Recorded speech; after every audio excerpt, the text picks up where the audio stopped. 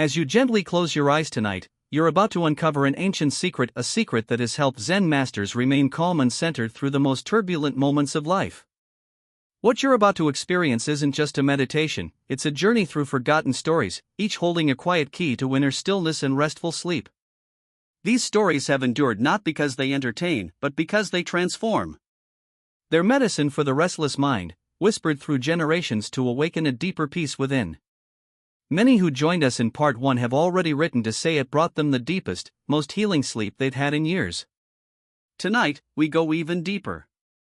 Gentle ambient music begins. With each breath, feel yourself growing heavier, as though gravity is lovingly cradling you. Picture yourself walking slowly along a quiet, mist-covered path in the mountains of ancient Japan. Your footsteps make a soft rhythm, blending with the distant hush of the forest. The scent of pine and dew clings to the cool air. As the mist parts, you see a humble temple glowing in the twilight. A single lantern flickers at its entrance. Inside, 14 Zen masters wait, each holding a story, not for your ears alone, but for your heart. These are not just tales, they are invitations. Some may offer the clarity you've been seeking. Others may surprise you with truths you hadn't known you needed. And something strange happens to many who stay with us until the end. Their dreams become clearer, their thoughts quieter, as if a curtain has lifted. As one listener wrote, "It felt like someone finally turned off the endless noise in my head." So settle in. Let your breath slow. Let the ancient voices guide you to the calm that already lives inside you. Tonight, between words and silence, you may just glimpse what the Zen masters call your original face, the peaceful awareness that has always been with you, waiting to be seen. Let us begin. Our first story carries us to a time when a single question about poetry unlocked the deepest truths about life itself. Feel yourself sinking deeper into comfort. Your body softens. Your mind floats. The world around you begins to fade as you step into Japan during the Meiji era, a moment of great change, when Western ideas began mingling with centuries of tradition. You now find yourself approaching a modest wooden school. Though simple in size, its energy is focused and bright. Through open windows, you hear the chant of young voices reciting lessons. The air smells of ink, old wood, and blossoming cherry trees. Inside, the school is known far and wide, not just for its curriculum, but for its headmaster, a man of great knowledge and gentle authority. He stands at the intersection of old and new, blending classical Japanese wisdom with modern Western thought. Parents from far and wide send their children here, hoping to prepare them for a world changing fast. You slip off your sandals at the door and walk softly down the polished hallway, drawn toward a particular classroom. Inside, 12 students sit cross-legged on floor cushions, eyes focused, notebooks ready. Before them, the headmaster. His silver-framed glasses glint in the light. His back is straight, his presence commanding yet calm. Today's lesson? Chinese poetry, an art form long revered in Japanese education. The blackboard is filled with graceful characters, each line echoing the structure and rhythm of ancient verse.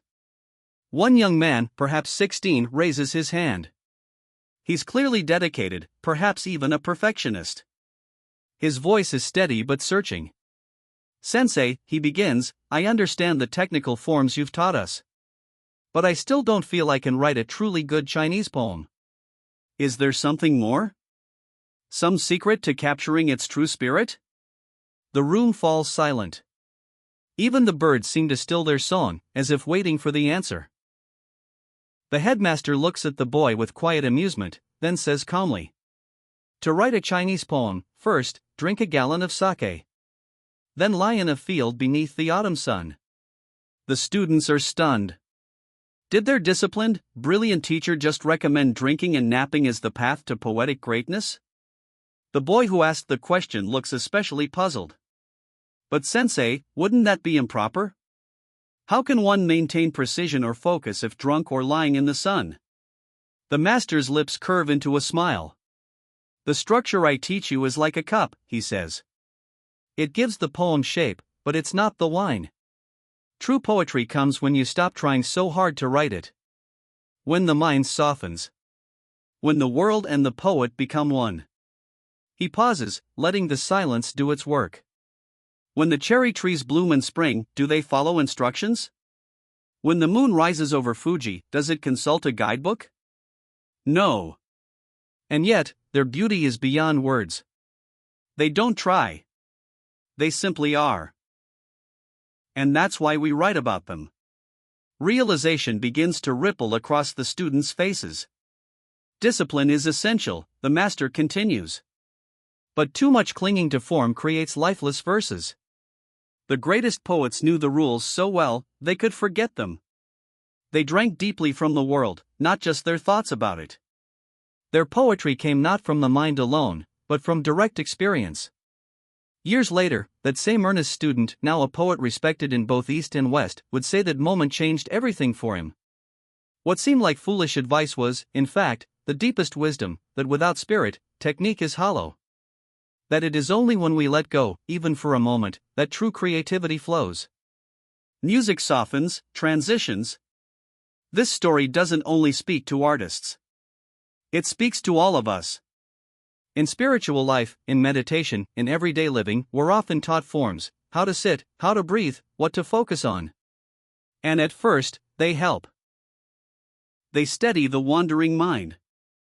1. You were never broken. In the eyes of the Zen masters, there is no need to fix what was never truly fractured. The cracks you feel are not flaws, but places where the light can enter. Tonight, let go of the stories that say you are not enough. Rest in the truth that your essence has always been untouched by the chaos of the world. 2. You were always whole. Even when life felt scattered, when thoughts spun like leaves in a storm, your center remained still. That unshaken awareness, silent and watching, has never left you. It is here now, holding you. Breathe into that center, and feel the quiet strength that has always lived within. 3. Just like the poem waiting beneath the pen. True wisdom isn't something we invent, it's something we uncover. Beneath your thoughts, beneath your doubts, there is a calm poem of truth waiting to be read. Tonight, you don't need to write anything. You only need to listen. For, just like the moon behind the clouds, the mind is often cloudy. Thoughts, worries, memories, they drift in like weather. But behind it all, the moon is always shining. Your awareness is like that moon, unchanged by whatever passes through the sky of your mind. Rest now, knowing the light is still there, no matter what has come and gone. 5. There is nothing to prove tonight. You don't need to become anything more. You don't need to achieve peace. You only need to return to it. The Zen way is not about effort, but about allowing. So allow yourself to be, without judgment, without striving, just as you are. 6. Each breath is a bell calling you home. Feel the rhythm of your breathing. Each inhale, a gentle invitation. Each exhale, a release. Let your breath become a temple bell, echoing into stillness, reminding you that you have already arrived. 7. The world will continue turning without your thoughts. You don't have to solve anything right now. You don't have to plan or fix. The mountains are still standing. The rivers are still flowing. Everything is in motion, even when you are still. So let go. Let the world spin. Let yourself rest. 8. In Zen, even the silence teaches. Not every lesson comes through words. Some of the most powerful truths arrive through stillness. Between each story, between each breath, the silence is guiding you. Not pushing. Just gently revealing what's always been true. 9. Your dreams are sacred ground. As you drift deeper, know that your dreams are not random, they are conversations with your deeper self. Tonight, the teachings may continue even as you sleep. Be open. Be soft. Let wisdom find you, even in the quiet corners of your mind. 10. You are already the awakening you seek. Zen teaches that what you long for is not far away, it is who you are. Enlightenment is not a destination, it's a remembering. And in this moment, as your body relaxes and your thoughts slow, you are already there.